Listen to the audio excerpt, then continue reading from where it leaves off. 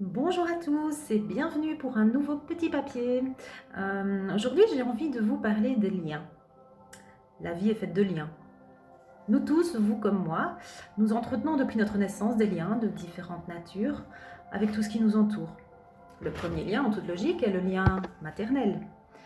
Dès la conception, dès la grossesse, la naissance. Ensuite, le lien paternel, le lien avec la famille, les grands-parents, etc. Ensuite, en grandissant, nous tissons des liens avec toutes les personnes que l'on rencontre, parce que dès qu'il y a échange, il y a lien. Un lien secret.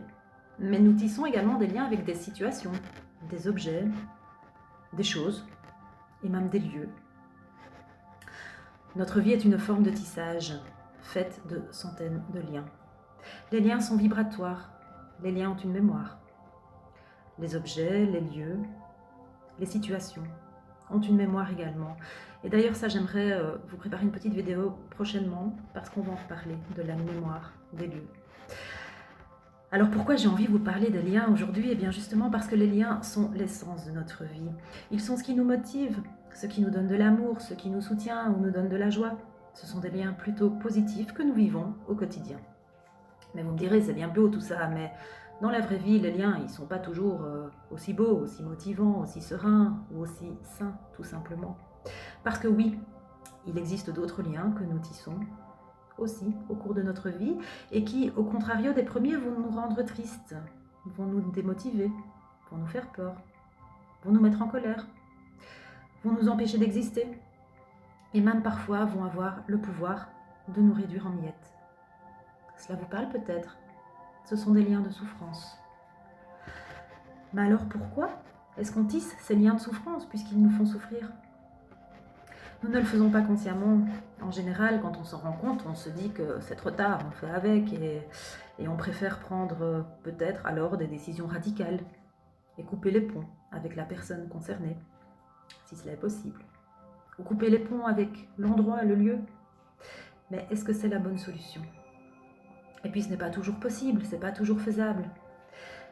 Lorsqu'une personne vous fait souffrir et que vous décidez de couper les ponts radicalement avec elle, est-ce que vous vous sentez réellement mieux par la suite? Ou est-ce qu'il restera en vous cette part de tristesse, de colère, de frustration, des non-dits peut-être, des regrets, des choses pas réglées?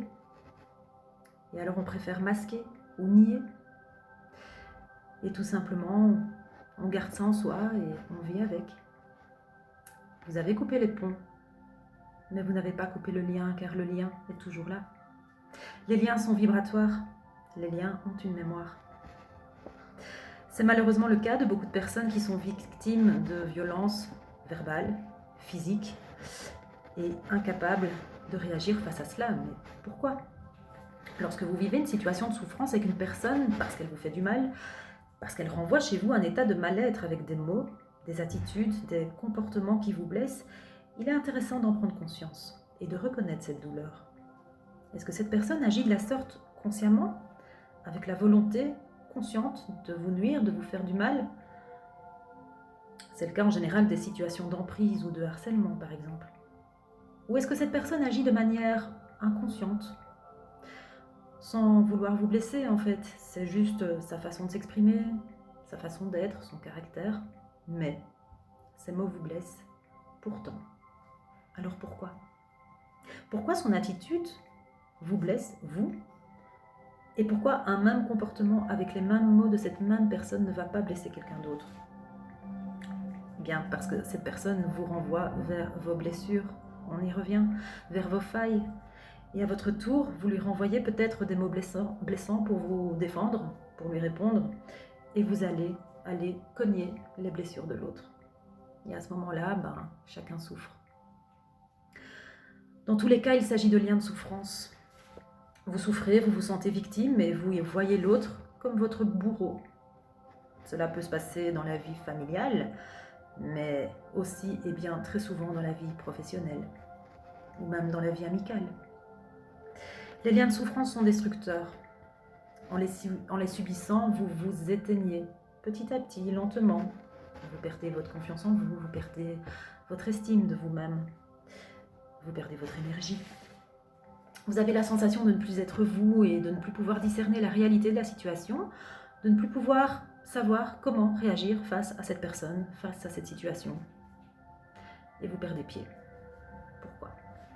Imaginez ce lien qui vous lie à l'autre, que ce soit un conjoint, un ami, un collègue. Imaginez ce lien, ce fil qui vous relie au niveau du cœur et par lequel passent, transitent tous les mots, les attitudes qui viennent cogner jusqu'à vous, jusqu'à votre cœur à vous, et qui partent de l'autre et qui arrivent. Et à ce moment-là, il n'y a plus aucune protection, aucune limite. Vous êtes blessé, vous êtes sur le point de tomber. Quand vous en avez pris conscience, nous pouvons intervenir. Nous pouvons arrêter cela et couper ces liens de souffrance. Et donc il existe des techniques thérapeutiques. Je les utilise en consultation et en coupant les liens de souffrance, que ce soit avec une personne, une situation ou même un lieu, vous retrouvez votre unité, votre vraie personne. Qui vous êtes vraiment? Votre soi avec un S majuscule. Vous retrouvez votre confiance en vous, votre estime de vous-même, votre force, votre énergie et surtout, vous êtes capable de poser des limites. Vous saurez ce qui est juste pour vous et vous aurez l'attitude et le comportement juste. Cela se fera naturellement parce que c'est juste pour vous. Le mental n'intervient pas. Cela se passe au niveau de votre âme, au plus profond de vous-même. Si vous avez l'impression qu'il vous manque encore une partie de vous-même en sortant de cette situation de souffrance, vous pouvez la récupérer. Ce petit morceau d'âme que l'autre vous a volé pour se nourrir, vous allez le récupérer car il vous appartient. Et cela se travaille sans jugement, sans aucune culpabilité, ni pour l'un ni pour l'autre. En toute bienveillance, envers vous-même et envers l'autre personne, c'est très important de le préciser. On n'est pas là pour porter le moindre jugement. Par contre, de votre côté, vous cesserez de porter tout ce qui ne vous appartient pas. Couper les liens de souffrance ne veut donc pas forcément dire couper les ponts. Vous l'avez bien compris, ce n'est pas forcément nécessaire. Ce n'est en général d'ailleurs pas nécessaire, mais cela veut dire ne plus laisser l'autre venir chez vous déposer ce qui ne vous appartient pas. Cela veut dire poser des limites juste pour vous. Cela veut dire vous respecter. Si tout cela vous parle et que vous vivez des situations compliquées, si vous avez besoin d'informations, n'hésitez pas à me contacter et je répondrai à vos questions avec grand plaisir. Le cabinet ouvrira ses portes donc normalement, si tout va bien, à partir du 18 mai et donc vous pouvez déjà prendre rendez-vous si vous le souhaitez, me contacter à partir de la semaine du 18 mai. En attendant, moi je vous embrasse et prenez bien soin de vous et je vous dis à très bientôt. Merci.